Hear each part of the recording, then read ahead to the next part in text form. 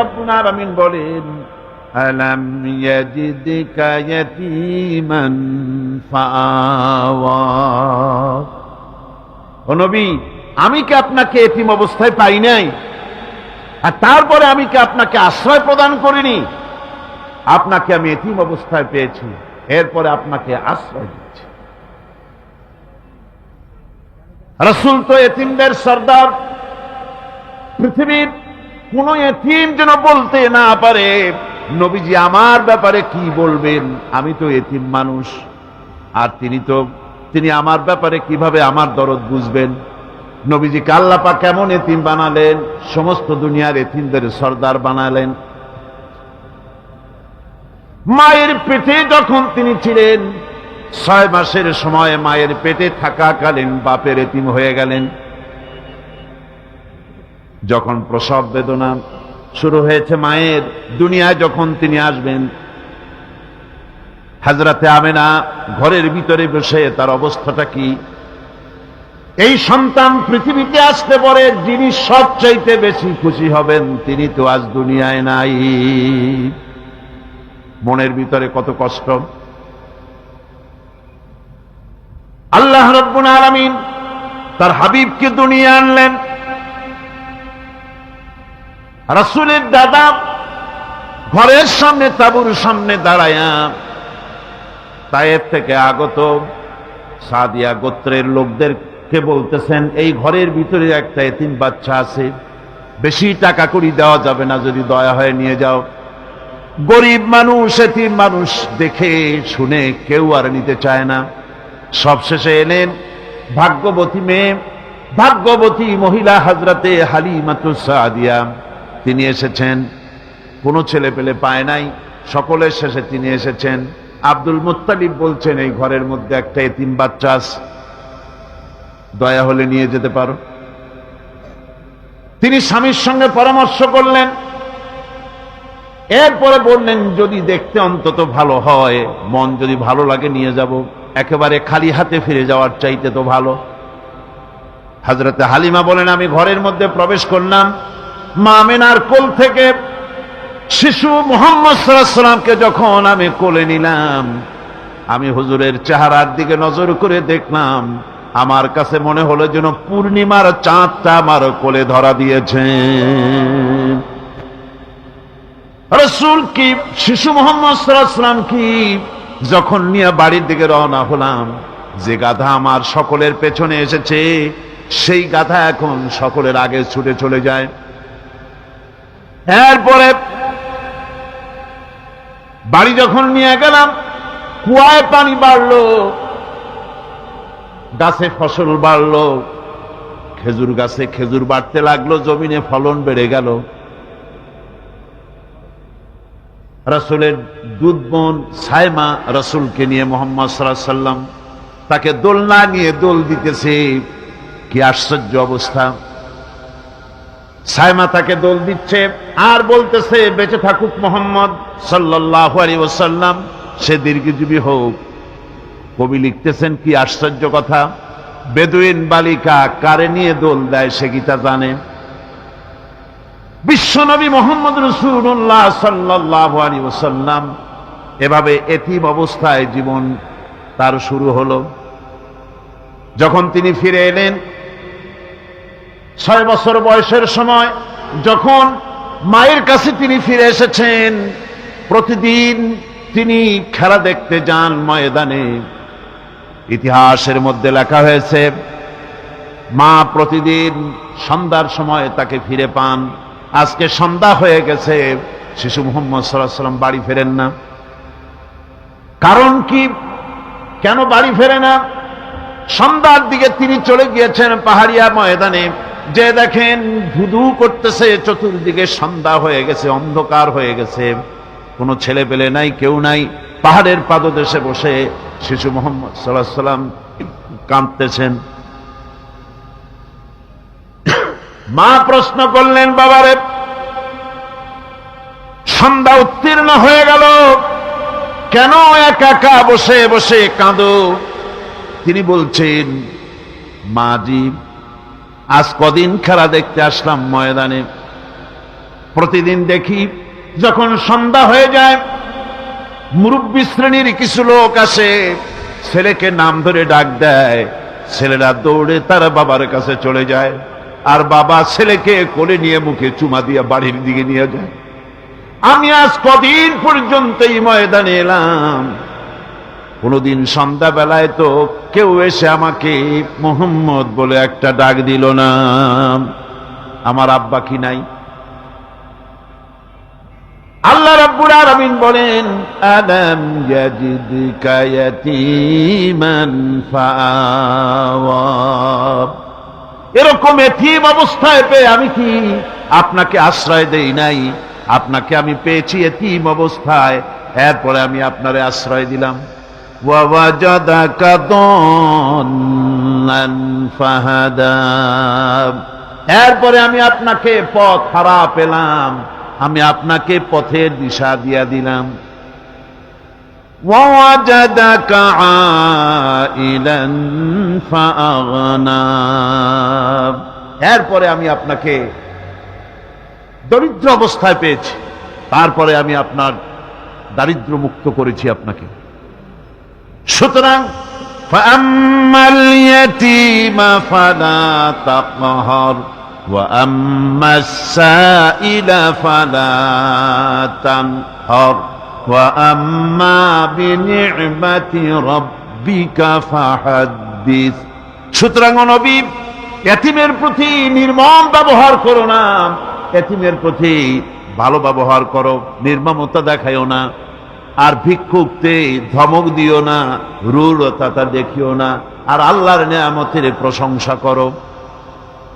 বহুত মানুষ আছে এতিমরে গলায় ধাক্কা দেয়। মানুষ যখন ভিক্ষা নিতে আসে, গরিব মানুষ ভিক্ষা চাইতে আসছে, ওই মেয়ে আত্মাহিত জানো, দোয়া কুনুত জানো, বাড়ি যেয়ে কাজ করবা, এই সব আজে বাজে কথা বলিয়া ভিক্ষা দেয় না। আহা, সাইলকে ধমক দিতে রাসূল করিম সাল্লাল্লাহু আলাইহি ওয়াসাল্লাম নিষেধ করেছেন, সাইলকে ধমক দিও না। গাড়িতে বসে যাচ্ছেন সাহেব, ট্রাফিক মোড়ে যখন সিগন্যাল জ্বলল, গাড়িগুলি দাঁড়ায় গেল, ফকির এসেছে, হাত নাই পাও নাই, বুড়া মানুষ, একটা পয়সা বার করে না। আবার এই মানুষটি ওই ফকিরকে ধমক দিয়া বার করে দিল। এরপরে এই লোকটি যখন কোন মাজারের কাছে পৌঁছে গেল, 500 টাকার কড়কড়ে নোটটা ফেলে দিল। বলেন টাকা দরকার কার? মরা মানুষের না জিন্দা মানুষের? কার দরকার? যার টাকা দরকার ছিল তারে দেওয়া হলো না, যার দরকার নাই তারে দেওয়া হলো। এরপরে লোকটা না খেয়ে যখন মারা গেল, পথের ফকির, রাস্তার ফকির, না খেয়ে মারা গেছে। এরপরে তার কাফনের কাপড় নাই, লোকটাকে রাস্তার উপরে শোয়া একটা ছেঁড়া কাপড় দিয়ে ঢেকে রেখেছে। বড় লোকেরা, সাহেবরা তখন গাড়ি দাঁড় করে আর 5টা টাকা 2টা টাকা করে তার লাশের উপরে মারতেছে। এটা মানবতার এর চাইতে লাঞ্ছনা, মানবতার জন্য এর চাইতে গঞ্জনা আর কিছুই হতে পারে না। মানবতার প্রতি লাঞ্ছনা এর থেকে আর দুর্গতি কি হতে পারে? বেঁচে থাকার সময় 1টা টাকা আপনি দিলেন না, মরে যাওয়ার পর বিদায় হয়েছে বালাই, এখন দেওয়া শুরু করেছে। আমার বন্ধুগণ, এজন্য এতিমের প্রতি দরদ করার জন্য আল্লাহ পাক কোরআনের ভিতরে পরিষ্কার বলেছেন। রাসূল করিম সাল্লাল্লাহু আলাইহি ওয়াসাল্লাম নিজে এতিম ছিলেন, আর এতিমের প্রতি তার এত দরদ ছিল, একবার তিনি ঈদের দিকে নামাজ পড়ার জন্য যাচ্ছেন। প্রতিমধ্যে দেখেন একটা বাচ্চা ছেলে কাঁদতেছে। এই রাস্তায় কত মানুষ গেল, কেউ দাঁড়ালো না থমকে, বাচ্চার ক্রন্দন কাউকে থামাইতে পারল না। কিন্তু বিশ্ব নবী, দয়ার নবী রাহমাতুল লিল আলামিন বাচ্চার কান্না দেখে পাও বাড়াতে পারলেন না। নবীজি দাঁড়ায় গেলেন, জিজ্ঞেস করেন, ও বাচ্চা, ঈদের দিনে কাঁদো কেন? ঈদের দিনে তো কাঁদতে নাই। বাচ্চা বলে, তোমার কাছে বলবো না, আমি সেই সকালবেলা থেকে বসে আছি।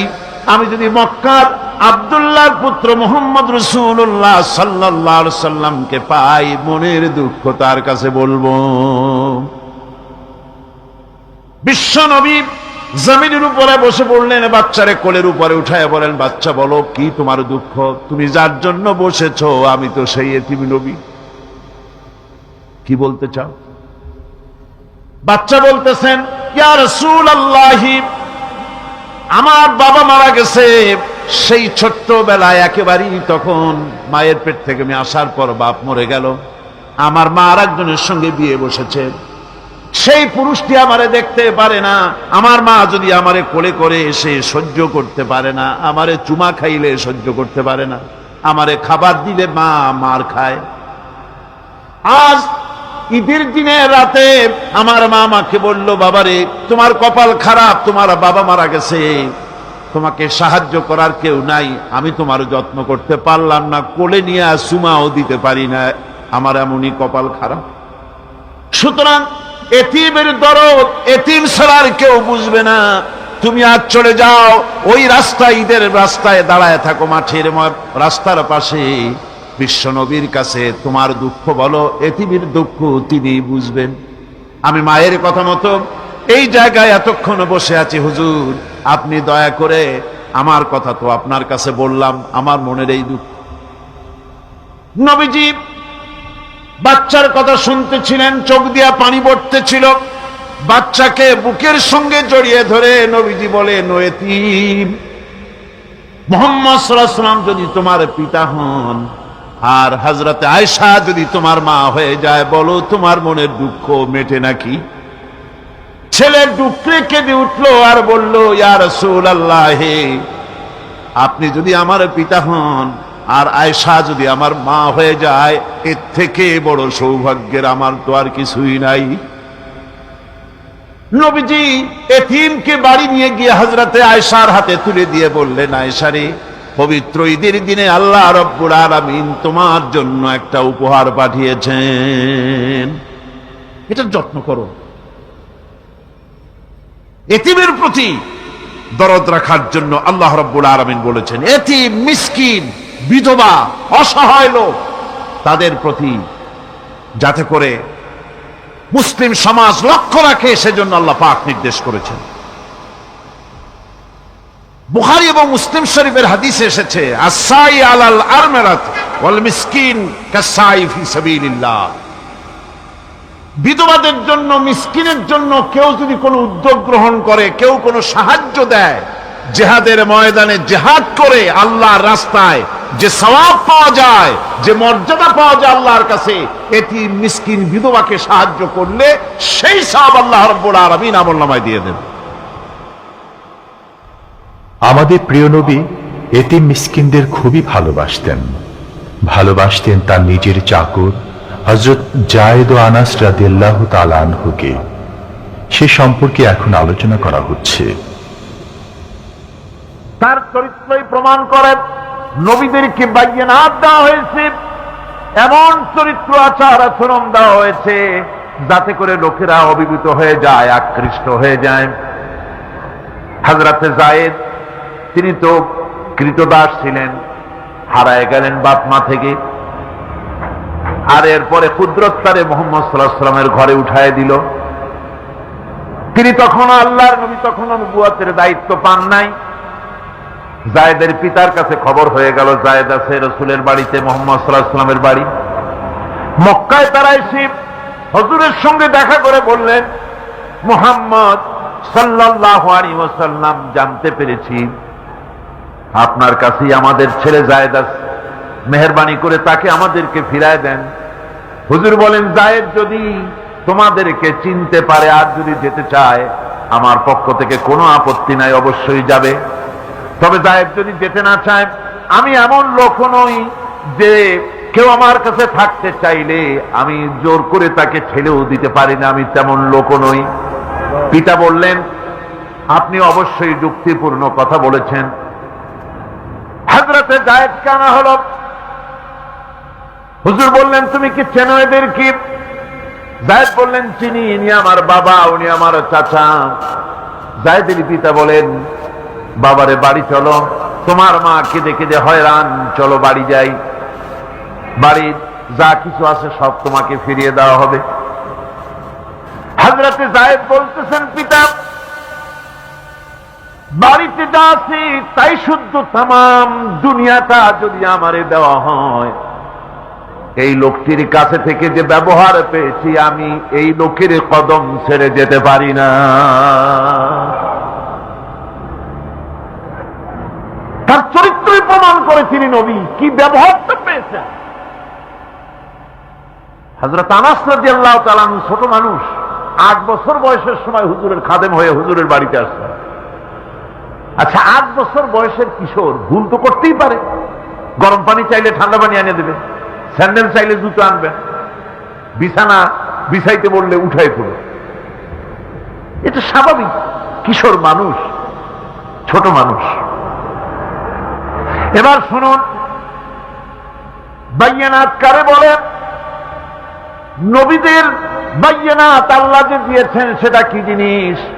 সেটা হলো উন্নত মানের চরিত্র, তার ব্যবহার ওঠা বসা যা দেখলে মানুষ বুঝতে পারে তিনি আল্লাহর নবী। হযরতে আনাসের মুখে শুনুন, হযরতে আনাস রাদিয়াল্লাহু তাআলা আনহু বলেন, একাধিক ক্রমে টানা 10টি বছর রাসূলের খেদমতের ভিতরে নিয়োজিত ছিলাম। 10টি বছরের ভিতরে একটা দিনের জন্য নবীজি আমাকে ধমক দিয়ে কথা বলেন নাই। তো ধমক দিলেন না আমারে, এটা করছো কেন, এটা করো নাই কেন? সুবহানাল্লাহ বিহামদিহি। গোটা পৃথিবীর সমস্ত মুমিন মুসলমানদের, পুরুষ আর নারীদের জীবন, কলিজা, রক্ত রাসূলের কদম মুবারক উৎসর্গ হয়ে যায়। মহান রব্বুল আলামিনের কাছে তার হাবিব রাসূলুল্লাহ সাল্লাল্লাহু আলাইহি ওয়াসাল্লামের ছিল বিশেষ মর্যাদা। আসুন আমরা সে সম্পর্কে আলোচনা শুনি। আমার ভাইরা, রাসূল পাক সাল্লাল্লাহু আলাইহি ওয়াসাল্লাম আল্লাহর নবী এমন এক মহান সত্তা ছিলেন যে তিনি দোয়া আল্লাহর দরবারে হাত উঁচু করতে দেরি আছে, কিন্তু দোয়া কবুল হতে দেরি নাই। হিজরত করে মদিনায় এসেছেন, নামাজ পড়তে দিল চায়, কাবা শরীফের দিকে ফিরে যদি নামাজ পড়তে পারতাম দিলটা বড় ভালো লাগতো, কিন্তু হাত উঁচু করে মোনাজাত করতেছেন না, আল্লাহর কাছে বলতেওছেন না যে আল্লাহ তুমি আমার কিবলাটা বাইতুল মুকাদ্দাস থেকে ফিরাইয়া মক্কা শরীফে বাইতুল্লাহর দিকে ফিরাইয়া দাও, মুখেও বলতেছেন না, মনেও না, শুধু আকাশের দিকে বারবার তাকাচ্ছেন, মোনাজাত করেন নাই। মনে মনে আশা পোষণ করতেছেন যদি এমন একটা ওহী নাজিল হয়ে যেত। আল্লাহ রাব্বুল আলামিন সঙ্গে সঙ্গে রাসূল জোহরের নামাজ পড়তেছিলেন, 2 রাকাত পড়া হয়ে গেছে, এমন সময় ওহী নাজিল হয়ে গেল, قد نرى تقلب وجهك في السماء। ও নবী, আমি দেখতে পেয়েছি বারবার আপনি আকাশের দিকে তাকাচ্ছেন। সুবহানাল্লাহ, আমি দেখতে পেয়েছি। فلنولينك قبلة ترضاها فول وجهك شطر المسجد الحرام। আর দেরি নাই, আপনার মনের আশা পুরা হয়ে গেছে, এক্ষুনি আপনার কিবলা পরিবর্তন করুন। হুজুর 2 রাকাত পড়েছিলেন বাইতুল মাকদাসের দিকে ফিরে, বাকি 2 রাকাত তিনি মক্কা শরীফের কাবা শরীফের দিকে ফিরলেন। আজও পর্যন্ত সেই মসজিদ আছে, সাক্ষ্য দিচ্ছে নবীর কথা কিভাবে মঞ্জুর হয়। মসজিদে কিবলাতাইন মদিনা মুনাওয়ারায় সেই মসজিদ আজও আছে। ভাইরা আমার, রাসূল পাক সাল্লাল্লাহু আলাইহি ওয়াসাল্লাম এত বড় মর্যাদা সম্পন্ন ব্যক্তিত্ব, মহান ব্যক্তিত্বের উম্মতের মধ্যে আল্লাহ আমাদের শামিল করেছেন। শুকরিয়া স্বরূপ আমরা পড়ি আলহামদুলিল্লাহ। জোরে সোরে পড়েন আলহামদুলিল্লাহ। আমার ভাইয়েরা, মর্যাদা এত বেশি আল্লাহ রাসূলকে আল্লাহ রাব্বুল আলামিন দান করেছেন। এই পৃথিবীতে কোন মানুষের সঙ্গে যদি আপনি বেয়াদবি করেন, তিনি আপনার বাপ হোক, তিনি আপনার মা হন, অথবা আপনার উস্তাদ হন, অথবা আপনার পীর হন, যে কেউ হোক না কেন, কারো সঙ্গে যদি কোনো বেয়াদবি হয়ে যায় তো শুধু একটা বেয়াদবি ছাড়া আর কিছুই না। কিন্তু নবীজির সঙ্গে যদি কেউ বেয়াদবি করে, সেটা শুধু বেয়াদবি থাকে না, কুফরি হয়ে যায়। কি হয়ে যায়? কুফরি হয়ে যায়। রাসূলুল্লাহকে কেউ তাওহীন করলে, অসম্মান করলে, সমালোচনা করলে কাফের হয়ে যায়। যারা বলেন কি হয়ে যায়? কত বড় মর্যাদা! রাসূল পাক সাল্লাল্লাহু আলাইহি ওয়াসাল্লাম, তার সামনে সাহাবায়ে কেরাম বসা। হুজুর কথা বলছেন, সাহাবায়ে কেরাম তারাও কথা বলছেন। কথা বলতে বলতে এক পর্যায়ে সাহাবীদের গলার আওয়াজ বড় হয়ে গেছে। হুজুরের গলার আওয়াজ শোনা যায় না, সাহাবীদের গলার আওয়াজটা বড় হয়ে গেল। আল্লাহ রাব্বুল আলামিন এতটুকুর বরদাস্ত করলেন, আমার নবীর গলার আওয়াজের চাইতে তোমাদের আওয়াজ বড় হলো কেন? সঙ্গে সঙ্গে ওহী নাজিল হয়ে গেল। আল্লাহ রাব্বুল আলামিন বলেন, ইয়া আইয়ুহাল্লাযীনা আমানু লা তারফাউ আসওয়াতাকুম ফাওকা সাওতিন নবী। ও বিশ্বাসীরা, খবরদার! তোমরা যারা ঈমান এনেছো শোনো, তোমাদের গলার আওয়াজ যেন আমার নবীর গলার আওয়াজের চাইতে বড় না হয়ে যায়। যদি তা হয়, আনতাহবাতা আমালুকুম, জীবনের সমস্ত ভালো কাজগুলি আমি আল্লাহ বরবাদ করে দেব। আজ পর্যন্ত এই আয়াতে কারিমা রাসূল পাক সাল্লাল্লাহু আলাইহি ওয়াসাল্লামের রওজায়ে আতহারের সামনে সবুজ সাইনবোর্ডের উপরে সোনার অক্ষর দিয়ে এই আয়াতে কারিমা লেখা রয়েছে। সুবহানাল্লাহ। সর্বকালের, সর্বযুগের সর্বশ্রেষ্ঠ মহামানব, সর্বশ্রেষ্ঠ বিশ্বনবী, আল্লাহর পরে যার মর্যাদা, তিনি হচ্ছেন মুহাম্মদ রাসূলুল্লাহ সাল্লাল্লাহু আলাইহি ওয়াসাল্লাম। রাসূলুল্লাহ সাল্লাল্লাহু আলাইহি ওয়াসাল্লামের প্রতি মহান আল্লাহর ভালোবাসার অন্যতম নিদর্শন হচ্ছে মেরাজ। এর মাধ্যমে আল্লাহ রাব্বুল আলামিন তার বন্ধুকে নিজের সান্নিধ্যে নিয়েছিলেন। এখন আমরা শুনব সেই মেরাজের কাহিনী। দুলির ধরা থেকে রাসূলকে আরশে আজিমে নিয়ে যাওয়া হবে। বোরাক এলো। বোরাক হচ্ছে বারকুন থেকে উৎপত্তি। এর অর্থ হচ্ছে বিজলি, বৈদ্যুতিক গতি সম্পন্ন, ঘোড়ার চাইতে ছোট, খচ্চরের চাইতে বড়, এই জাতীয় একটা প্রাণীর মতো হযরত জিবরাইল নিয়ে আসলেন। আমাদের দেশে কারো কারো বাড়িতে আয়নায় বান্দানো থাকে এই ছবিটা। ঘোড়া আছে, দুইটা ডানা আছে, মাথাটা মেয়ে লোকের মতো, চুলগুলো ঝুলে পড়ছে, নিচে লেখা আছে হাজা বুরাকুন নবী সাল্লাল্লাহু আলাইহি ওয়াসাল্লাম। আন্দাজে কোথায় পাইছে আল্লাহ? মিথ্যে কথা, বাজে কথা। আল্লাহ এরকম একটা মেয়ে লোক মার্কা ঘোড়া পাঠাইছিল হুজুরকে নেওয়ার জন্য, এটা কথা হইল? রাসূলকে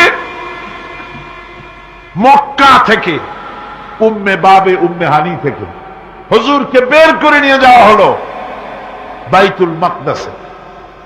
সমস্ত পয়গম্বর, দুনিয়া আল্লাহ যাদের পাঠিয়েছিলেন, সমস্ত রূহ উপস্থিত ছিল সেখানে। রাসূল করিম সাল্লাল্লাহু আলাইহি ওয়াসাল্লাম এখান থেকে মেরাজ করলেন। এতটুকুন ছিল ইসরা। কোরআনে কারীম বলছে, আজকের কারি সাহেব যেখান থেকে তেলাওয়াত করেছিলেন, সুবহানাল্লাযী আসরা বিআবদিহি লাইলাম মিনাল মাসজিদিল হারামি ইলাল মাসজিদিল আকসা। সুবহানাল্লাযী, সমস্ত দুর্বলতা, অক্ষমতা থেকে মুক্ত সেই সত্তা যিনি তার বান্দাকে ইসরা করিয়েছেন, মেরাজ করিয়েছেন। সুবহানাল্লাহ। সমস্ত দুর্বলতা, অক্ষমতা থেকে মুক্ত তিনি পার করে নিয়ে গিয়েছেন। তারপরে মুহূর্তের ভিতরে মহাশূন্য পাড়ি দিয়ে, সেই মহাশূন্য মানে কি? এইখান থেকে সূর্য কত দূরে জানেন না? 9,30,00,000 মাইল দূরে এখান থেকে সূর্য। সেই সূর্য, তারপরে রয়েছে গ্যালাক্সি, মিল্কি ওয়ে, গ্রহ নক্ষত্র, সে যে কত দূরে, যে সমস্ত তারকা, এমন বহুত তারকা আছে যে তারকা সৃষ্টির পর তার আলো পৃথিবীর মাটি আজ পর্যন্ত স্পর্শ করে নাই, অথচ আলোর গতি প্রতি সেকেন্ডে কত মাইল? 1,86,000 মাইল। এই 1,86,000 মাইলের সেকেন্ড, এর মিনিট, এর ঘন্টা, এর দিন, এর সপ্তাহ, এর মাস, এর বছর, এটাকে বলা হয় লাইফ ইয়ার, আলোকবর্ষ।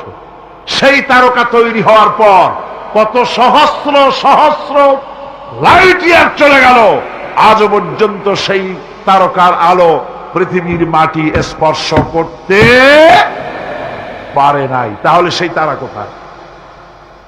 আল্লাহ রাব্বুল আলামিন তার হাবিবকে চাঁদ, সূর্য, গ্রহ, নক্ষত্র, মহাশূন্য পাড়ি দিয়ে, তারপরে সাত আকাশ পাড়ি দিয়ে সিদরাতুল মুনতাহা পর্যন্ত নিয়ে গেলেন। জোরে কোন সুবহানাল্লাহ। এবার সিদরাতুল মুনতাহা পর্যন্ত যাওয়ার পথে যত ঘটনা ঘটল সেগুলো আপনারা ইতিহাস থেকে পড়ে নেবেন, ওগুলি বলার সময় আমার কাছে নাই। সিদরাতুল মুনতাহায় যাওয়ার পর হযরত জিবরাইল বলেন, আর আমি যেতে পারবো না, এটা হলো বিপজ্জনক বর্ডার, আমি যদি আর এক চুল অগ্রসর হই তাহলে আমি জ্বলে পুড়ে ছাই হয়ে যাব, আমার আর যাওয়ার অধিকার নাই। হুজুর সেখানে বসে থাকলেন। জিবরাইল বলে গেলেন, এখান থেকে আপনাকে নেওয়ার কুদরতি ব্যবস্থা হয়ে যাবে।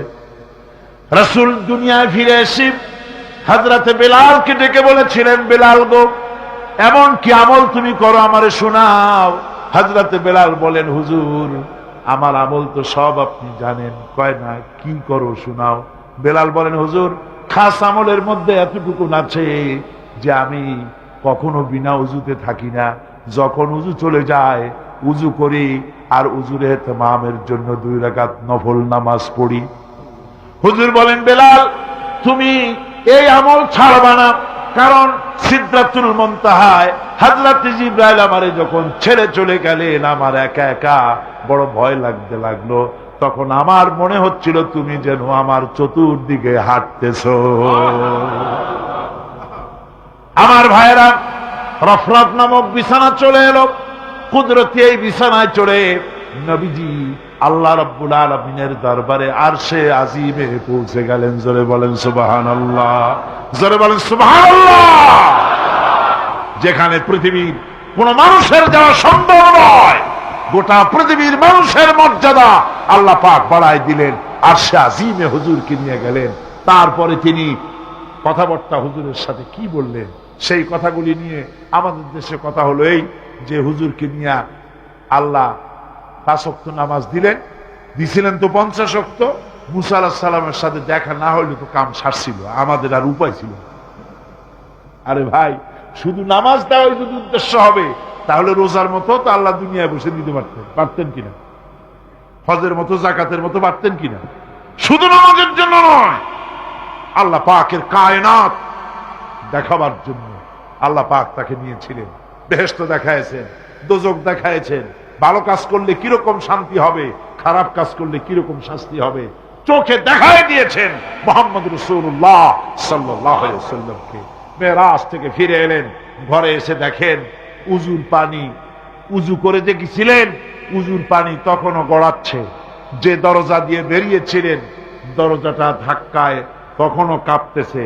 যে বিছানায় শোয়া ছিলেন সে বিছানায় মানুষ শুয়ে থাকলে যেমন উষ্ণ থাকে সেরকমের উষ্ণ ভাব তখনও আছে। কেমনে হলো? কেমনে হলো মাথায় ঢুকবে না। সুবহানাল্লাহ কোন ঢুকবে? জোরে কোন সুবহানাল্লাহ। এটার ব্যাপারে কোন বিজ্ঞান, দর্শন, যুক্তির প্রয়োজন নাই। প্রয়োজন শুধু এতটুকু, আল্লাহ তার হাবিবরে নেবেন, কত দ্রুত নিবেন, কত দ্রুত পাঠাবেন, এটা তিনিই ভালো জানেন, আমাদের কোনো জানার কথা না। ঠিক কিনা কর? তবে দৃষ্টান্ত যদি চান তাহলে আমি দৃষ্টান্তটা এভাবে দিতে পারি, বুঝাবার জন্য একটা দৃষ্টান্ত দিতে পারি। সেটা হলো এই, ধরেন বাংলাদেশে কোনো প্রেসিডেন্ট আসবে, পৃথিবীর যে কোনো দেশের এক প্রেসিডেন্ট আসবে। এটা আসার যখন খবর হয়ে যাবে তখন পত্র পত্রিকায় রুট বলে দেওয়া হয়, এই রুটে রাষ্ট্রীয় মেহমান রাষ্ট্রীয় অতিথি ভবনে আসবেন, এই রাস্তা দিয়ে সাধারণ ট্রাফিক চলাচল বন্ধ থাকবে। এয়ারপোর্ট থেকে নিয়ে রাষ্ট্রীয় অতিথি ভবন পর্যন্ত মেহমান না আসা পর্যন্ত সমস্ত ট্রাফিক চলাচল বন্ধ। মেহমান পৌঁছে যাবে, তারপরে আবার স্বাভাবিক ট্রাফিক চলবে। এটা জানেন কিনা? জানেন কিনা? এইটা যদি পৃথিবীর সামান্য সলিমুদ্দি এই জন্য বলছি, আজ আছে কাল নাই, ঠিক কিনা গণ? আজ মন্ত্রিত্ব গেল, কালকে রাস্তায় দাঁড়ায় বলবে রিক্সাওয়ালা আমার একটু নেওয়া, বাজারে মাছ কিনতে যাব, ঠিক কিনা? সুতরাং এদের তো কোনো মর্যাদা নাই, আজ আছে কাল নাই। এই দুনিয়ার কসিমুদ্দির জন্য যদি এভাবে ট্রাফিক চলাচল বন্ধ করে দেওয়া হয়, তাহলে আকাশ এবং জমিনে আল্লাহ রাব্বুল আলামিনের সর্বশ্রেষ্ঠ মেহমান জনাবে মুহাম্মদুর রাসূলুল্লাহ সাল্লাল্লাহু আলাইহি সাল্লাম, এই মেহমান আল্লাহর দরবারে যাবেন। আল্লাহ যদি বলে দিয়ে থাকেন, আল্লাহ যদি হুকুম করে থাকেন, সময়ের গতি, বার্ষিক গতি, আহ্নিক গতি, আকাশের গতি, সূর্যের গতি, সময়ের গতি, রাত 3:45 10 সেকেন্ড, এখন সমস্ত গতি স্তব্ধ হয়ে যা। আমার হাবিব আমার দরবার থেকে ঘুরে যখন ঘরে ফিরে যাবেন, আবার 3:45 11 সেকেন্ড থেকে শুরু হয়ে যাবি। ইসলাম প্রচার করতে গিয়ে আমাদের প্রিয় নবীর উপর চলেছে অকথ্য নির্যাতন, যার প্রমাণ তায়েফের ঘটনা। সেই কাহিনী এখন আমাদের সামনে সুললিত কণ্ঠে তুলে ধরছেন প্রখ্যাত মুফাসসিরে কোরআন হযরত মাওলানা দেলওয়ার হোসাইন সাঈদী। ক্যাসেটটির প্রযোজনায় সিএইচপি, পরিবেশনায় স্পন্দন অডিও ভিজুয়াল সেন্টার, ঢাকা। শুনুন তায়েফের কাহিনী। তায়েফের ময়দানে আমার রাসূল রক্ত দিয়েছেন। আমি সেই তায়েফ সফর করেছি। সেই তায়েফ, আমি তায়েফের ইতিহাস হাদিসে পড়েছি, চোখে দেখি নাই। তায়েফের চিত্র নিজের চোখে দেখে প্রাণ ভরে কেঁদেছি, যেখানে রসুলের রক্ত পড়েছে। 3টি জায়গায় রসুলের রক্ত পড়েছে, সবচাইতে বেশি রক্ত পড়েছিল যে জায়গাটিতে, সেই জায়গায় প্রাণ ভরে কেঁদেছি। আমার স্ত্রী আমার সাথে ছিলেন। আমি তায়েফে গিয়ে লোকেরা আমাকে যখন বলল বিশ্রাম নিতে, আমি বললাম না, বিশ্রাম করব না, আগে আমারে নিয়ে যাও। আমার রাসূলকে মারছিল যে রাস্তাটা, ওই রাস্তাটা আমার আগে দেখাও। 3 দিনের না খাওয়া, রাস্তার 2 দিকে কাফেরেরা দাঁড়ানো, চতুর্দিক থেকে পাথর মারা শুরু করে দিল। আহারে, এমন সুন্দর চেহারার মানুষ দেখে কেমনে মারল তারা। হুজুর পড়ে গেলেন, ওরা কাফেরেরা এসে জোর করে ধাক্কা মেরে হাঁটালো। আবার হুজুর পড়ে গেলেন, বেহুশ হয়ে পড়লেন। আবার ওরা উঠাইয়া জোর করে আবার হাঁটালো। তৃতীয় শেষ জায়গায় গিয়ে হুজুর বেহুশ হয়ে পড়ে গেলেন। শরীর থেকে সবচাইতে বেশি রক্ত পড়েছে সেখানে। আমি লম্বা সেজদায় পড়ে এত কান্দা কাঁদছি, আরে আমার নবীজির রক্ত পড়েছে এই মাটিতে। ফেরেশতারা এসে বলছেন, হে রাসূল, আপনার এই অবস্থা থেকে আকাশের ফেরেশতারা কাঁদতে কাঁদতে অস্থির হয়ে গিয়েছে, আপনি আমাদের অনুমতি দেন, এই পাহাড় চাপা দিয়া কাফেরের গোষ্ঠী সাফ করে দেই। আমার নবীজি বললেন, না, আমি তা বলবো না। আমি তো পৃথিবীর মানুষকে প্রতিশোধ দিতে আসি নাই। আমি যদি হুকুম করি আর আবার হুকুম মতো সবগুলি যদি পাথর চাপা দিয়ে মারিয়ে ফেলে দাও, তাহলে আমি কালে পৌঁছাবো লা ইলাহা ইল্লাল্লাহু মুহাম্মাদুর রাসূলুল্লাহ। সঙ্গে যায়েদ, রক্তাক্ত শরীর। আরে, যেই শরীরের দিকে মানুষ একবার তাকাইলে চোখ ফিরাইতে পারত না। হযরত আয়েশা বলেছেন, যে সমস্ত নারীরা ইউসুফ আলাইহিস সালামের দেখে হাত কেটে ফেলাইছিল, ওরা যদি আল্লাহ রসুলকে দেখতো, হাত কাটতে কাটতে কলিজা কাটিয়ে ফেলাই দিত, টের পাইত না। এমন মানুষের গায়ে কেমনি পাথর মারল।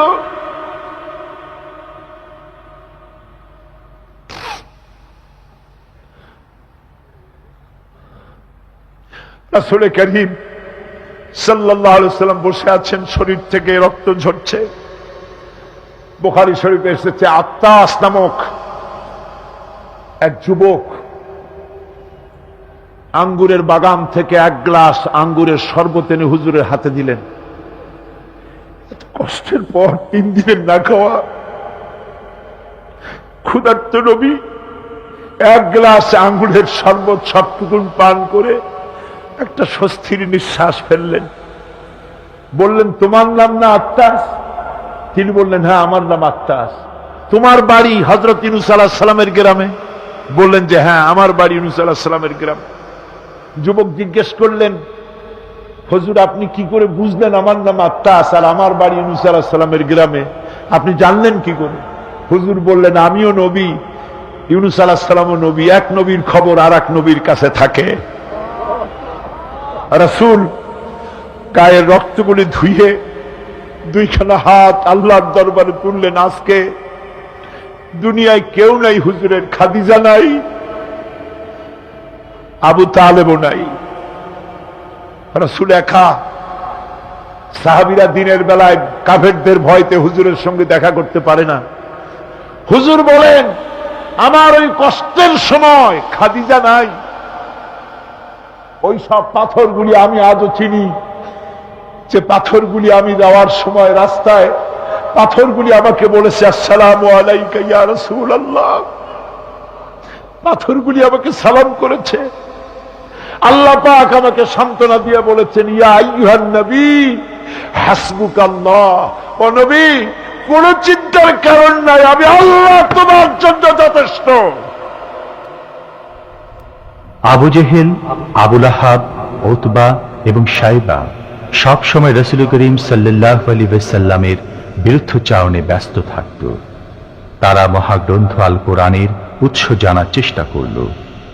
এই সম্পর্কে মুহতারাম মাওলানা আলোচনা করছেন। আবু জেহেল, আবু লাহাব, উতবা, শাইবা এরা সবাই রাসূলের ঘরের 4 কোণায় দাঁড়িয়ে কোরআনে কারীম তারা আবিষ্কার করতে গেছে যে মুহাম্মদ সাল্লাল্লাহু আলাইহি ওয়াসাল্লাম কোরআনের নামে যে কথাগুলি বলেন, এই কথাগুলি তিনি কোত্থেকে আবিষ্কার করেন, কোথা থেকে পান? তিনি কি কোনো কবির কাছ থেকে ট্রেনিং নেন? কোথা থেকে এগুলি পান তিনি? তাই জানার জন্য ওরা গিয়ে, আবু জেহেল যে গিয়েছে আবু সুফিয়ান তা জানে না, উতবা যে গিয়েছে শাইবা তা জানে না, একে অপরের অজান্তে ঘরের 4 কোণায় দাঁড়িয়ে আছে। গভীর রাত্রে সরকারে দো আলম আশরাফুল আম্বিয়া নবী মুহাম্মদ রাসূলুল্লাহ সাল্লাল্লাহু আলাইহি ওয়াসাল্লাম তেলাওয়াত করা শুরু করেছেন। এখন বুঝুন, একে তো আল্লাহর কালাম আর তেলাওয়াত করছেন তিনি যার উপরে এটা অবতীর্ণ হয়েছে। একটু আগে যে কারি সাহেব তেলাওয়াত করতেছিলেন, কি বলেন, কেমন লাগলো? সুবহানাল্লাহ, সুবহানাল্লাহ, মনে হচ্ছিল সারা রাত তেলাওয়াত হোক আর শুনতে থাকি। এখন বুঝুন যে রাসূল নিজে তেলাওয়াত করতেছেন। আবু জেহেল, আবু সুফিয়ান, উতবা, শাইবা আল্লাহর নবীর ঘরের 4 কোণায় দাঁড়িয়ে নবীজির তেলাওয়াত করা কোরআনে কারীম শুনতেছে। ওদের মনে মনে চিন্তা জাগলো, আরেকটু শুনে তারপরে বাড়ি যাব, আরেকটু শুনে নেই তারপরে বাড়ি যাব। এভাবে করে চিন্তা করতে করতে নবীজির মুখে আল্লাহ রাব্বুল আলামিনের কালাম শুনে শুনে 4টা কাফেরের জন্য ফজরে রক্ত হয়ে গেছে। বাড়ি যাওয়া তো দূরের কথা, দাঁড়ানো থেকেও তো বসার সময় পায় নাই। কোরআনে কারীমের আকর্ষণ, এ মোহাব্বত মানুষকে এভাবে টেনে আনে। দেখুন, শুধুমাত্র লিফলেট ছড়ানো হয়েছে আর পত্রিকায় একটু এসেছে তাফসীরুল কোরআন মাহফিল হবে। 3 দিনের মাহফিলের প্রথম দিনই মাঠের কাম সারা হয়ে গেছে। এরপরে কাল এবং পরশু কি হাসর হবে আল্লাহ রাব্বুল আলামিন ভালো জানেন। আমার ভাইরা, এই আকর্ষণ আমি বলে থাকি আল্লাহর কসম, এই আকর্ষণ সাইদির নয়, এই আকর্ষণ আল্লাহ রাব্বুল আলামিনের কোরআন মাজিদ। এর থেকে যারাই এই কোরআন থেকে মানুষকে বিচ্ছিন্ন করতে চাইবে, ওরাই জনগণ থেকে চিরতরে বিচ্ছিন্ন হয়ে যাবে। বন্ধুগণ, আবু জেহেল, আবু সুফিয়ান, উতবা, শাইবা 4 জন রওনা করেছে সকালবেলায়। আবু জাহেল জিজ্ঞেস করছে, আবু সুফিয়ান রে কখন আসছো?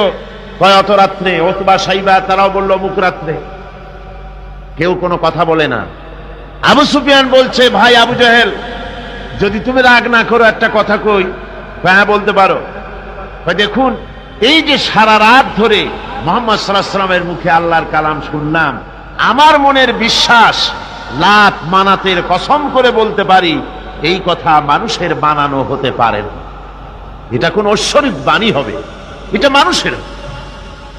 আবু জাহেল বলছে, দেখো ওই কথাটা আমারও, কিন্তু মুশকিল হলো এই, আমরা হলাম লিডার, আমরাই যদি এতে আকৃষ্ট হয়ে পড়ি, তাহলে তো আবু বকর ওমরের মতো আমরাও পাগলামি করে বসবো, আমরা ওই দলে চলে যাব, আমরাও মুসলমান হয়ে যাব।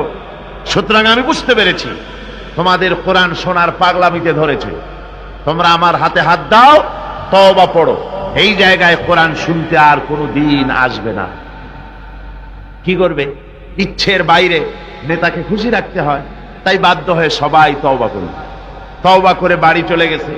সন্ধ্যা যখন পার হয়ে গেল, আবু সুফিয়ান ভাবল, আবু জাহেল নিজেই যখন তওবা পড়িয়েছে, সে তো আর আসবে না, আর ওতবা সাইবা আবু জাহেলের ভয়তে যাবে না। আমি আজকে একা একা মুহাম্মদ সাল্লাল্লাহু আলাইহি ওয়াসাল্লামের ঘরের কোনায় গিয়ে প্রাণ ভরে কালামুল্লাহ শুনব। ওতবাও তাই ভেবেছে, সাইবাও তাই ভেবেছে। এদিকে আবু জাহেল মনে মনে ভাবল, ওরা তিনজনে আমার হাতে তওবা পড়েছে, আমার নেতৃত্বের প্রভাব, আমার ভয়তে ওরা কেউ আসবে না। আজকে একা আমি মজা করে সারা রাত শুনবো মুহাম্মদ সাল্লাল্লাহু আলাইহি ওয়াসাল্লামের মুখে আল্লাহর কালাম। গত রাত্রের মতো আজও সব হাজির হয়ে গেছে ঘরের কোনায়।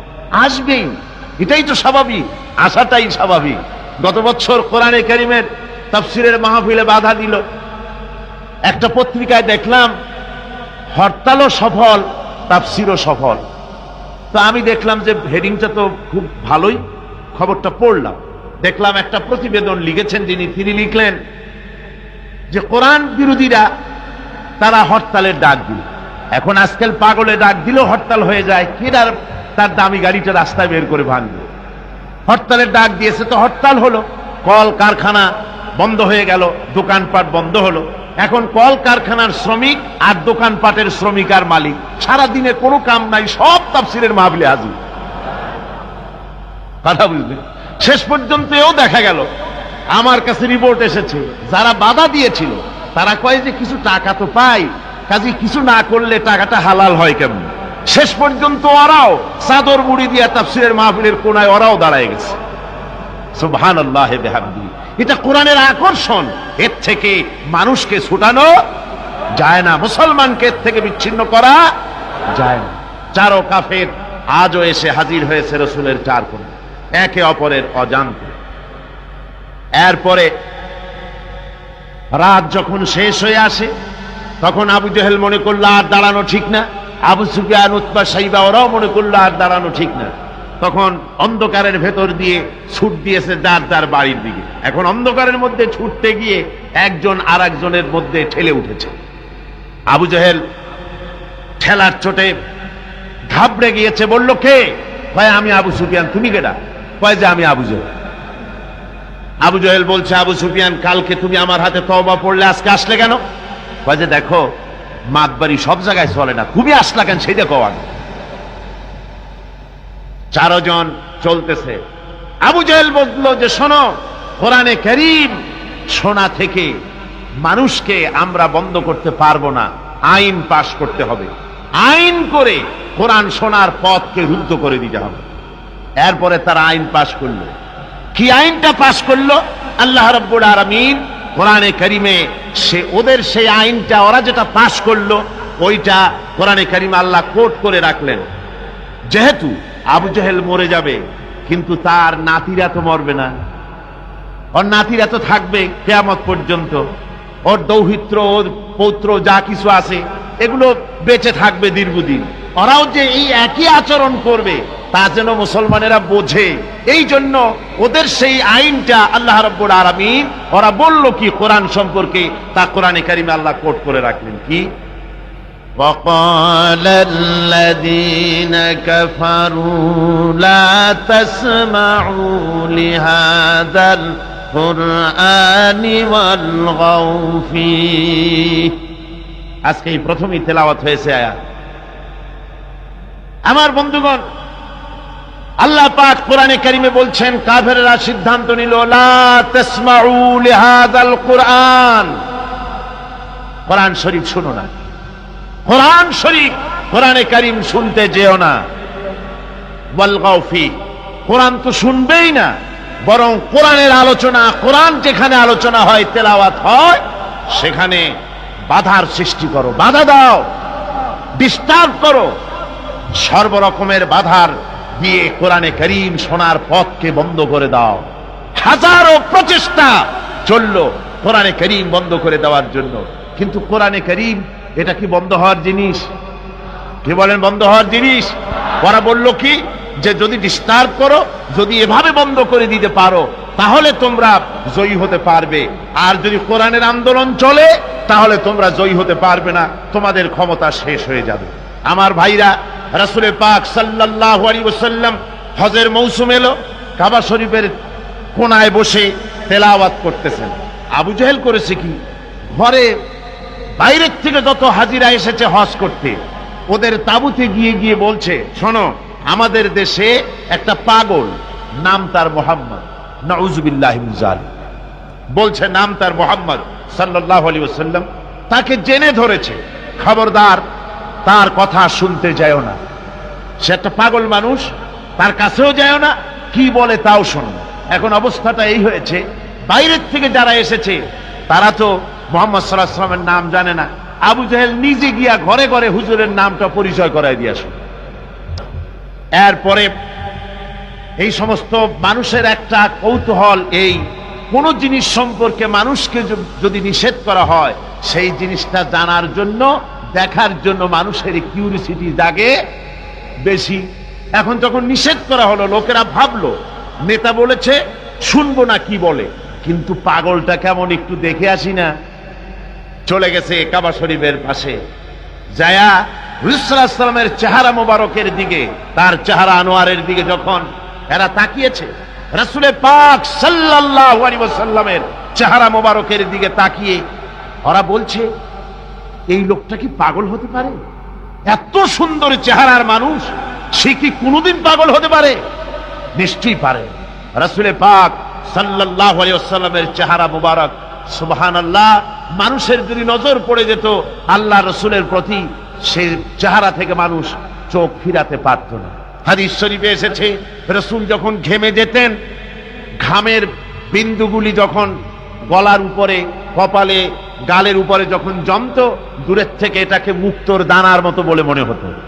এত সুন্দর চেহারা আল্লাহ রাব্বুল আলামিন তাকে দিয়েছিলেন। ওরা বলল, এই লোক কি কোনোদিন পাগল হতে পারে? আমরা তো পাগল দেখেছি, চুলগুলো থাকে উস্কু খুস্কু, দাড়ি একটা থাকে এদিক আর একটা থাকে ওদিক, দাঁতে থাকে ময়লা, চোখগুলো থাকে উদাস উদাস ভাব, হাতে থাকে নখ, জামা কাপড় ময়লা বিশ্রী, এই তো পাগলের পরিচিতি।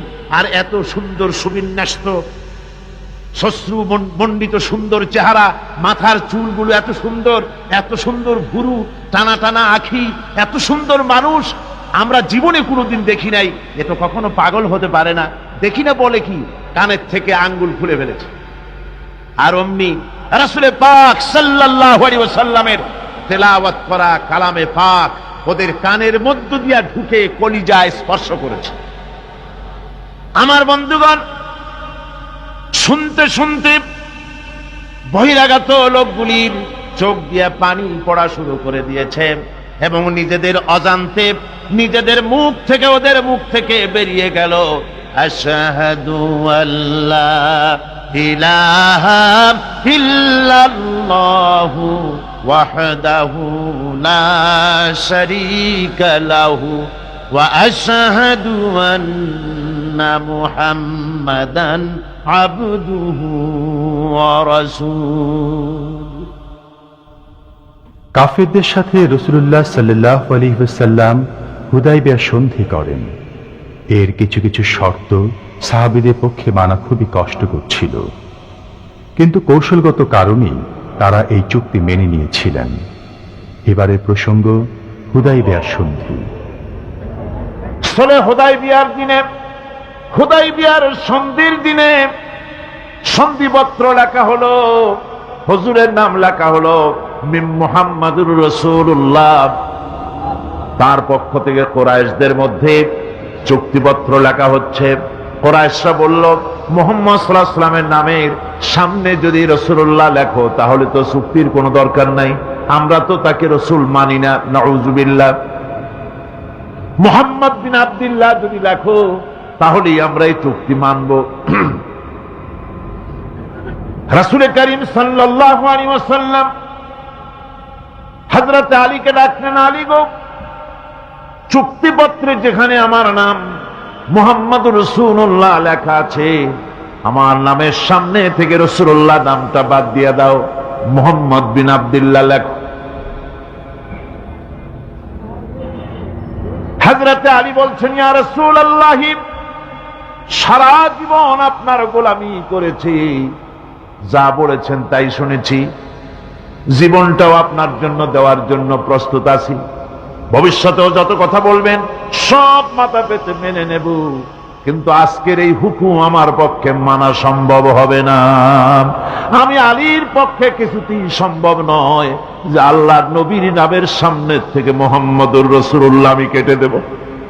রাসূলুল্লাহ শব্দ আমি কাটতে পারবো না, এটা আমার পক্ষে সম্ভব নয়। নবীজি বললেন, আলী, কোন জায়গায় রাসূলুল্লাহ লেখা আমারে দেখো, আমি কেটে দিই। আমার বন্ধুগণ, নাম লিখতে জানেন না, সই করতে পারেন না, পড়তে জানেন না, তিনি বলতেছেন, ইন্নামা বুইসতু মুআল্লিমান, আমি পৃথিবীতে প্রেরিত হয়েছি শুধুমাত্র শিক্ষক হিসেবে দুনিয়ায় এসেছি। সুবহানাল্লাহ। দুনিয়ার কোন শিক্ষা প্রতিষ্ঠানে আল্লাহ রাব্বুল আলামিন তার হাবিবকে পড়ান নাই, যেহেতু তিনি তো বিশ্ব নবী। আমার নবী কি নবী? জোরে কন না, কি নবী? আপনার আমার নবী বিশ্ব নবী। বিশ্ব নবী সাধারণ মানুষের কাছে কি পড়বে? যে পড়াবে তার মগজ তো ছোট, তার জ্ঞান তো সীমিত। সীমিত জ্ঞান দিয়া বিশ্ব নেতারে কি শিখাবে, বিশ্ব নবীরে কি শিখাবে? এই জন্য আল্লাহ রাব্বুল আলামিন বিশ্ব নবীর শিক্ষক আল্লাহ পাক নিজে হয়ে গেলেন। কোরআনে কারীম বলছে, যখনই নবীদের জ্ঞানের কথা এসেছে তখনই আল্লাহ পাক বলেছেন আমি জ্ঞান দিয়েছি। লক্ষ্য করুন, হযরত ইব্রাহিম আলাইহিস সালাম তার পিতাকে ডেকে বলছেন, ইয়া আবাতি ইন্নী ক্বাদ জাআনি মিনাল ইলমি মা লাম ইয়াতিকা ফাত্তাবি'নি আহদিকা সিরাতান সাবিয়্যা। হে পিতা, বিশ্বাস করো, আমার কাছে এমন এক জ্ঞান এসেছে যা তোমার কাছে নাই, যা তোমার কাছে আসেনি। তুমি আমার অনুসরণ করো, আমি তোমার সোজা পথ দেখাই দেব। সুবহানাল্লাহ। তুমি আমাকে অনুসরণ করো, যেহেতু আমার কাছে যে জ্ঞান আসছে ওই জ্ঞান তোমার কাছে নাই। ইব্রাহিম আলাইহিস সালামের কাছে কার জ্ঞান আসছে? আল্লাহ রাব্বুল আলামিনের জ্ঞান। লূত আলাইহিস সালাম কি নবুয়ত প্রদান করে আল্লাহ রাব্বুল আলামিন বলছেন, ওয়ালুতান আতাইনাহু হুকমান ওয়া ইলমা। আমি লূতকে আমার পক্ষ থেকে জ্ঞান দান করেছি, হিকমত দিয়েছি, বিজ্ঞান শিক্ষা দিয়েছি, আমি তাকে ইলম দান করেছি। সুবহানাল্লাহ। আমি তাকে ইলম দিয়েছি। মুসা আলাইহিস সালাম সম্পর্কে আল্লাহ পাক বলেন, ওয়ালাম্মা বালাগা আশুদ্দাহু ওয়াস্তাওয়া আতাইনাহু হুকমান ওয়া ইলমা। মুসা আলাইহিস সালাম যখন বয়স সন্ধিক্ষণে পৌঁছে গেলেন, যখন তিনি পূর্ণ বয়স প্রাপ্ত হলেন এবং তিনি যখন নিজেকে সম্পূর্ণ লালন পালন করার কাজ যখন তার সম্পূর্ণ হয়ে গেল, আমি তখন আমার পক্ষ থেকে তাকে ইলম দান করেছি, জ্ঞান দান করেছি, হিকমত দিয়েছি, জ্ঞান দিয়েছি। রাসূল করিম সাল্লাল্লাহু আলাইহি ওয়াসাল্লাম সম্পর্কে আল্লাহ পাক বলছেন, বালা ইনিত্তাবা'তা আহওয়াআহুম বা'দাল্লাযী জাআকা মিনাল ইলম মা লাকা মিনাল্লাহি মিন ওয়ালিয়্যিন ওয়ালা নাসীর। তুমি যদি জ্ঞান লাভের পরও তাদের প্রবৃত্তির অনুসরণ করো, তাহলে আল্লাহর কাছ থেকে তোমাকে রক্ষাকারী কেউ থাকবে না, কোনো সাহায্যকারী তুমি পাবে না। আমি যে জ্ঞান তোমাকে দিয়েছি এটারই অনুসরণ করো, এর মধ্যেই মুক্তি, বিশ্ববাসীর মুক্তি এই জ্ঞানের অনুসরণের ভেতরে। প্রত্যেক জাতির জন্য আল্লাহ রাব্বুল আলামিন নিজের পক্ষ থেকে রাসূল পাঠিয়েছেন। আল্লাহ পাক বলেছেন ওয়ালিকুল্লি উম্মাতির রাসূল, প্রত্যেক জাতির জন্য আমি রাসূল প্রেরণ করেছি। এমন কোন জাতি নাই যার কাছে নবী রাসূল পাঠানো হয় নাই। ওয়া ইম মিন উম্মাতিন ইল্লা খালা ফিহা নাযীর, সমস্ত নবীদের কাছে, সমস্ত উম্মতের কাছে, জাতির কাছে আমার পক্ষ থেকে আমি নবী পাঠাইছি। কন সুবহানাল্লাহ। কেউ যেন বলতে পারে না যে আমরা আল্লাহর পক্ষ থেকে কোনো দাওয়াত পাই নাই, আল্লাহর পক্ষ থেকে সত্যকে চেনার কোনো রাস্তা পাই নাই। এই জন্য প্রত্যেক নবীদের, প্রত্যেক উম্মতের জন্য, জাতির জন্য আল্লাহ সুবহানাহু ওয়া তাআলা তিনি নবী পাঠিয়েছেন নিজের পক্ষ থেকে, হেদায়েত পাঠিয়েছেন নিজের পক্ষ থেকে। এই নবীদেরকে পাঠাবার উদ্দেশ্য কি ছিল? কোরআনে কারিমে আল্লাহ পাক বলেন, আমাদের নবীকে আল্লাহ পাক ডেকে বলছেন আলিফ লাম রা কিতাবুন আনজালনাহু ইলাইকা লিতুখরিজান নাসা মিনাজ যুলুমাতি ইলান নূর। আলিফ লাম রা কিতাবুন আনজালনাহু ইলাইকা লিতুখরিজান নাসা মিনাজ যুলুমাতি ইলান নূর। এই কিতাব আমি আপনার উপর অবতীর্ণ করেছি। এ হচ্ছে একখানা কিতাব, এই কিতাবখানা আমি আপনার প্রতি অবতীর্ণ করেছি। এই জন্য করেছি কিতাব অবতীর্ণ, যাতে করে মানব মণ্ডলীকে পঞ্জীভূত অন্ধকারের ভিতর থেকে বের করে আলোর দিকে নিয়ে আসতে পারেন। এ বিশ্ব হচ্ছে অন্ধকারে ভরা। পৃথিবীতে মানব রচিত যত মতবাদ আছে সব হচ্ছে অন্ধকার। সবগুলি কি? অন্ধকার। এই অন্ধকারের ভিতর থেকে আলোর দিকে নিয়ে আসবেন। আলো হচ্ছে কি? ইসলাম। আলো হচ্ছে কোরআন। কোরআনের দিকে নিয়ে আসবে, ইসলামের দিকে নিয়ে আসবে। সেই জন্য আমি আপনার প্রতি এই কোরআন অবতীর্ণ করেছি। আমার ভাইয়েরা, সকল আসমানি কিতাবের উপরে আমাদের ঈমান আনা লাগবে। শুধুমাত্র কোরআন শরীফের উপরে নয়, সকল কিতাবের উপরে ঈমান আনতে হবে। কোরআনকে যেমন মানি, মুহাম্মদ সাল্লাল্লাহু আলাইহি ওয়াসাল্লামকে যেমন মানি, সব নবীদের উপরে ওই রকম ঈমান আনতে হবে। কোরআন যেমন মানি ওই রকম করে সমস্ত কিতাবের উপরে ঈমান আনতে হবে। এটার শর্তই দেওয়া হয়েছে, মুমিন হচ্ছে তারা ওয়াল্লাযীনা ইউমিনুনা বিমা উনজিলা ইলাইকা ওয়া মা উনজিলা মিন ক্বাবলিক। মুমিন হচ্ছে সেই সব লোক, মুত্তাকি হচ্ছে তারা যারা তোমার উপরে নাজিলকৃত কিতাবের উপর ঈমান এনেছে এবং এর আগে যত কিতাব আসছে সমস্ত কিতাবের উপর ঈমান এনেছে, তারাই হচ্ছে মুত্তাকি, তারাই হচ্ছে মুমিন। আল্লাহ পাক বলেন নাজ্জালা আলাইকাল কিতাবা বিল হাক্কি মুসাদ্দিকান লিমা বাইনা ইয়াদাইহি। আল্লাহ তোমার প্রতি সত্য সহকারে যে কিতাব নাজিল করেছেন আর এর পূর্বে আগত সকল কিতাবের উপরে এর সত্যতা প্রমাণ করেন। এ কোরআন হচ্ছে আগের যত কিতাব নাজিল হয়েছে সমস্ত কিতাবের সত্যতা প্রমাণকারী কিতাব। এই জন্য মুমিনদেরকে বলতে বলা হয়েছে কুল আমান্না বিল্লাহি ওয়া মা উনজিলা আলাইনা ওয়া মা উনজিলা আলা ইব্রাহিমা ওয়া ইসমাঈলা ওয়া ইসহাকা ওয়া ইয়াকুবা ওয়াল আসবাত।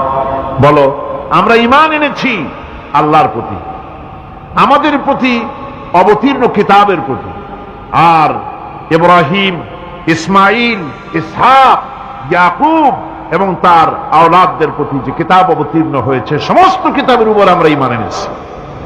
وما أوتي موسى وعيسى والنبيون من ربهم لا نفرق بين أحد منهم ونحن له مسلمون। আর মুসা ঈসা অন্যান্য নবীদের উপরে যত কিতাব অবতীর্ণ হয়েছে সমস্ত কিতাবের উপরে আমরা ঈমান আনতেছি, আর আমরা হচ্ছি আল্লাহ পাকের আজ্ঞাবহ, আমরা হচ্ছি আল্লাহ পাকের বান্দার মধ্যে আমরা শামিল। আল্লাহ পাক বলছেন এই পৃথিবীতে আমি যত নবী পাঠাইছি সমস্ত নবীদের সাথে তিনটা জিনিস দিয়েছি। কয়টা জিনিস? তিনটি জিনিস দিয়েছি সমস্ত নবীদের। لقد أرسلنا رسلنا بالبينات وأنزلنا معهم الكتاب والميزان ليقوم الناس بالقسط। নিঃসন্দেহে আমি নবীদেরকে স্পষ্ট নিদর্শনাদি সহ এই পৃথিবীতে পাঠিয়েছি এবং সেই সঙ্গে তাদেরকে কিতাব দিয়েছি আর তাদেরকে মিজান দান করেছি, বাইয়িনাত দান করেছি। তিনটা জিনিস দিয়েছি, এক দিলাম বাইয়িনাত, আর এক দিলাম কিতাব, আর এক দিলাম মিজান। কয়টা হলো? তিনটা। বাইয়িনাত কি? বাইয়িনাত হলো, বাইয়িনাত বলা হয় এমন জিনিসগুলি কি যা একজন নবীর আচার আচরণ দেখে বুঝতে পারা যায় নিঃসন্দেহে ইনি আল্লাহর নবী। সুবহানাল্লাহ। এটাই হচ্ছে বাইয়িনাত।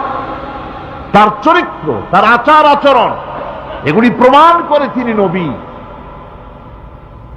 আমার বন্ধুগণ, হযরতে খাদিজা রাদিয়াল্লাহু তাআলা আনহা যখন ইসলামের দাওয়াত পেয়েছিলেন, আল্লাহর নবীর পক্ষ থেকে যখন দাওয়াত পেলেন, নবুয়তের তাওহীদের যখন দাওয়াত পেয়েছিলেন, একজন স্ত্রী হিসেবে তার স্বামীর প্রতি এত শ্রদ্ধা, স্বামীর প্রতি এত ভক্তি শ্রদ্ধা, অনাবিল ভক্তি শ্রদ্ধা, যার কারণে হযরতে খাদিজা একটা মুহূর্তের জন্য, এক সেকেন্ডের জন্য দেরি করেন নাই, কোনো প্রশ্ন তোলেন নাই যে আপনি নবী হইলেন কেমনে, অথবা আপনার মধ্যে তো এই জিনিস দেখছি, আপনি নবী হইলেন কেমনে, এমন কোনো কথা বলেন নাই। যখনই নবুয়তের তাওহীদের দাওয়াত পেলেন, মা খাদিজাতুল কুবরা সঙ্গে সঙ্গে তিনি পড়ে নিলেন লা ইলাহা ইল্লাল্লাহু মুহাম্মাদুর রাসূলুল্লাহ।